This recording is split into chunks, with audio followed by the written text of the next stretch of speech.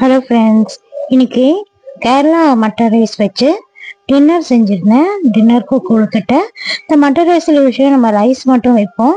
So டிஃப்ரெண்ட்டாக நான் கொழுக்கட்டை செஞ்சுருக்கேன். ஆப்பத்துக்கும் நான் மாவு அரைச்சி வச்சுருக்கேன். அந்த கொழுக்கட்டை ரொம்ப டேஸ்ட்டாக இருந்ததுனால ஆப்பமும் இதை ட்ரை பண்ணலாம் சொல்லிட்டு ஆப்ப மாவு அரைச்சிட்டேன்.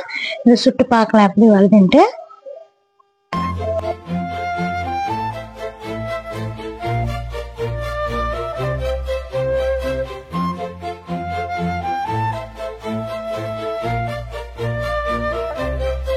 ஆப்ப மாவு நான் மிக்ஸி யூஸ் பண்ணி தான் அரைச்சேங்க. கொஞ்சம் டைம் எடுத்தது அது நல்லா நைஸ் ஆகிறதுக்கு. ஏன்னா இந்த அரிசி நார்மலாக கொஞ்சம் ரப்பரியாக இருக்கும். இது ஆப்பம் நான் மொறு நல்லா சுட மாட்டேன், சாஃப்டாக தான் சுடுவேன். அது டேஸ்ட் வைஸ் பார்த்தீங்கன்னா ரொம்ப நல்லா இருந்துச்சு. ஆனால் அரைக்கும் போது கொஞ்சம் டைம் எடுக்குது. கிரைண்டரில் போட்டால் நல்லா வரும்னு நினைக்கிறேன். லஞ்சுக்கு காரக்குழம்பு, உருளைக்கிழங்கு போட்டோம், கேரட் பொரியலும்.